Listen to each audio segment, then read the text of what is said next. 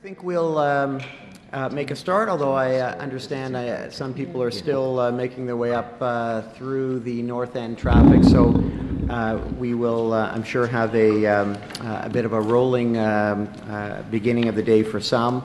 But it's a great pleasure for me to welcome you all here to Osgoode Hall Law School at York University. I'm Lawrence Sawson, the Dean of the Law School, and the days that remind me what a special place this is and what a great honor it is to be a part of it are days like today, and also a nice escape from the many small finishing touches to the construction project that otherwise occupy us these days.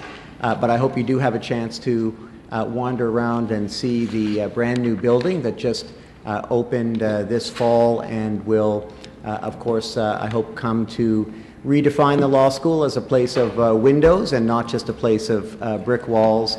And of course, it's again conferences like this in which we try to give a bit more grist to that metaphor and try to ensure that we're engaging and collaborating and looking outside just the kinds of issues that occupy law schools, and also hoping that those who are engaged in lots of similar issues but from a very different lens, and journalistic ethics and especially the investigative journalism issues on tap for today are a great example. And I was mentioning to Ivor and others how excited we are with a new partnership, for example, with Ryerson that will bring some of our law students to take courses in the School of Journalism, Media Studies, and of course invite Ryerson graduate students here. And that to me is again the collaborative spirit that we are very much in the midst of.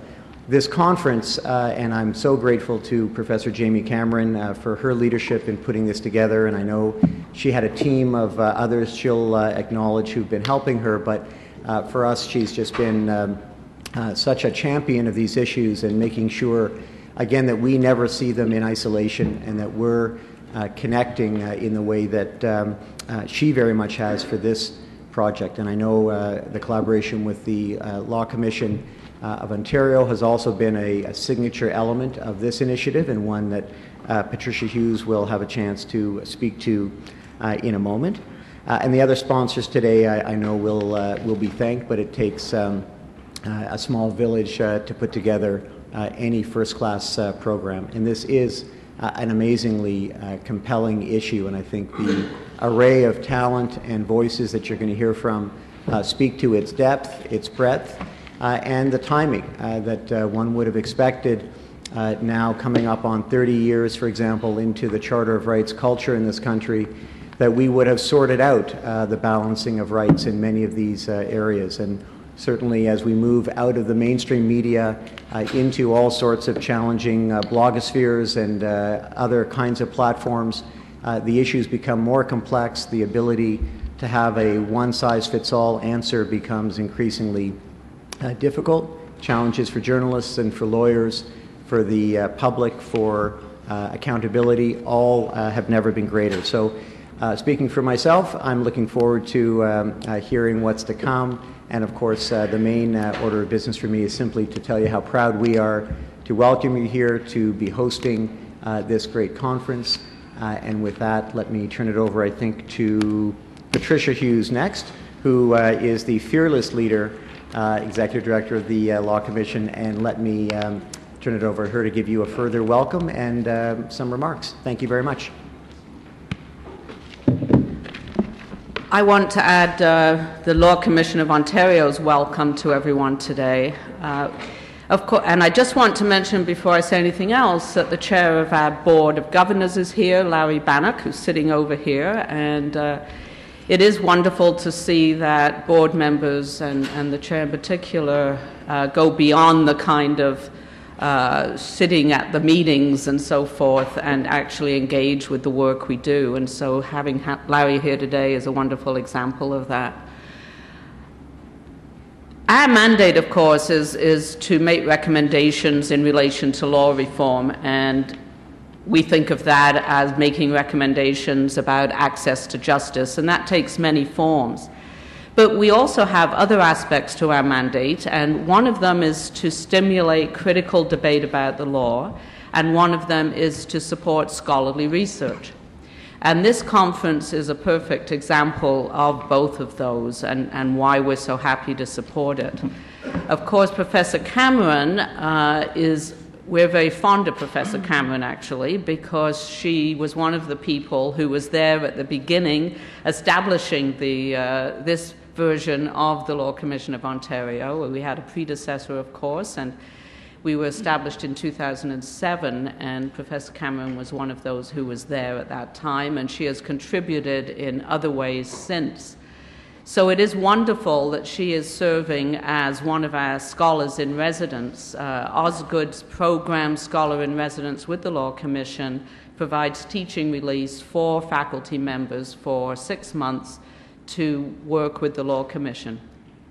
Professor Cameron's scholarship in freedom of expression and other fundamental freedoms, of course, fits into that very, very well.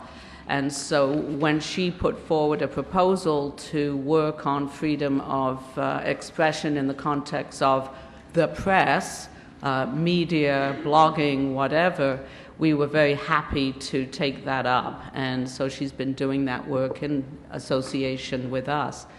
And so we're thrilled then to be supporting this conference. We've had some of our staff helping in Bell with this, and they've been out there at the front, Janice Williams and Amanda Rodriguez, so you may have met them, and they're always there to assist. So I want to say that Jamie has done just such a terrific job of putting together a panel that tries to and will address some of those complexities that Dean Sawson talked about.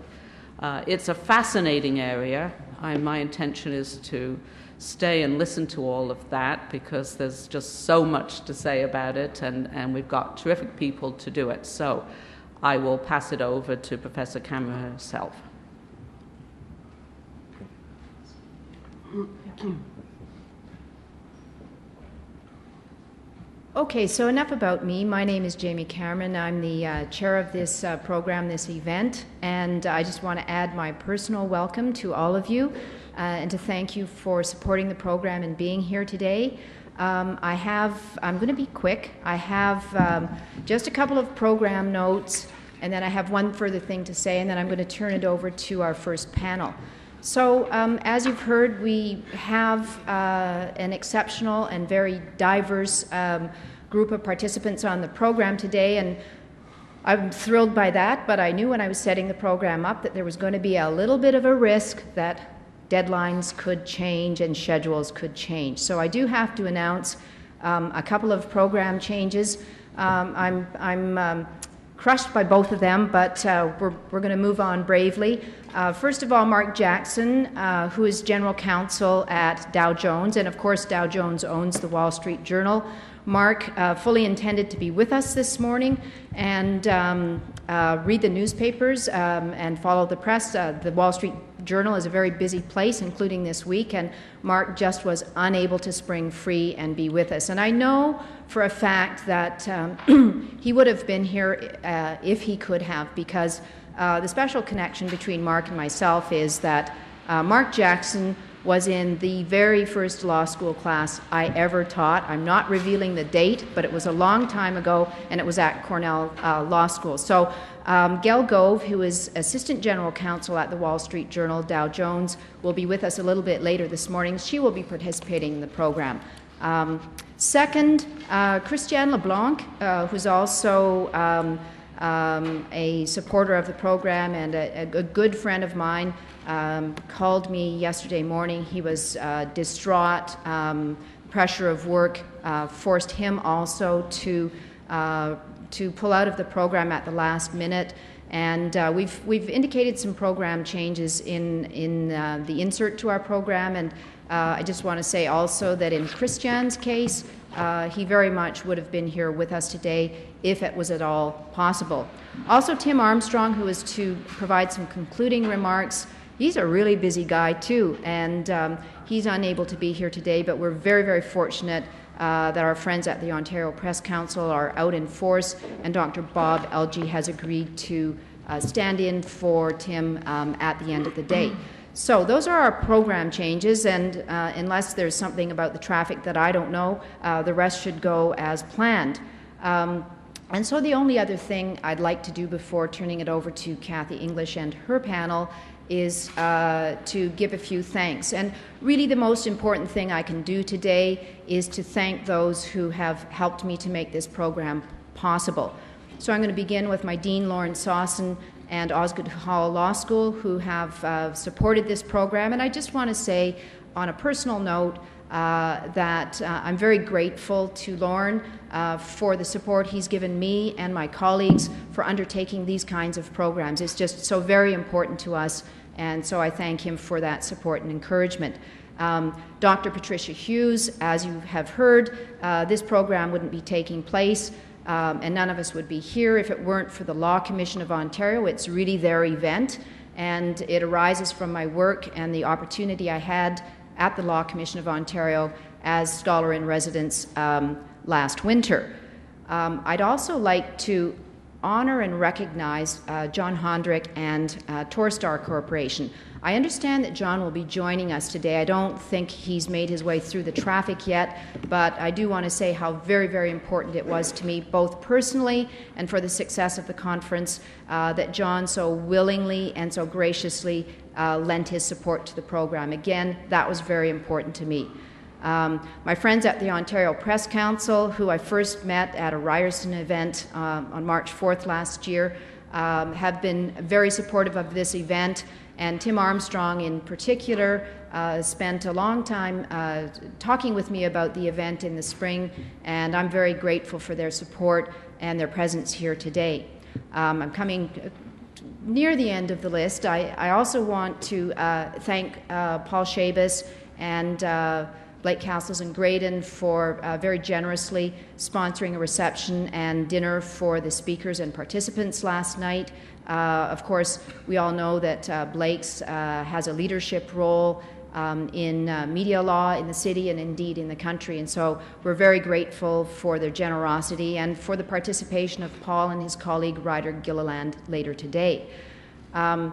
Now, just a couple of very personal thank yous. There are three people who really helped me a lot in the spring when I was wrestling with the program, didn't know how to put it together, what it would look like, how I would be able to shuffle the deck and come up with an interesting program. And I do want to acknowledge again with a great deal of gratitude the special help that I got from three individuals. One is Brian Rogers, who has who I'm also in debt to for delivering Ivor on time, although Brian is probably still parking. But Brian Rogers was invaluable to me in helping me put the program together.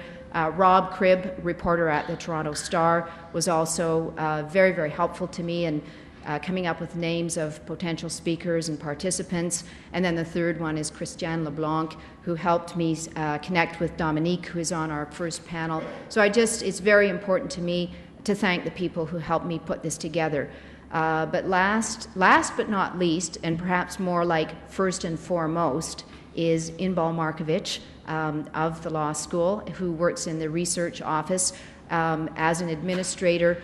Inbal has been more than indispensable. She has knocked herself out looking after all the administrative details, and she's relieved a lot of the burden on me to look after the carriage of the program, and together with members of the staff at the Law Commission of Ontario, we've been able to pull off this, I'm going to say right now, this successful program. So my last thanks, and then we're on our way, I just remembered this, go to James Cheng, who is a graduate of Osgoode Hall Law School. James did all the artwork and design work for the program and the posters. And we've had many compliments on that artwork, and so I just wanted to acknowledge James, because he's actually a lawyer now, and he didn't have to do this, but he did it out of loyalty to the law school and his belief in the program. So once again, for the second time already today, I'm going to say enough of me, welcome you to the program, introduce our first panel, which will be chaired by Kathy English. She'll give a very brief introduction to members of her panel. And all I will say about Kathy, because we'll see her a couple of times today, is that she has one of the best jobs I can think of. She's the public editor at the Toronto Star. And so I think we're underway. Thank you for coming, and have a great day today.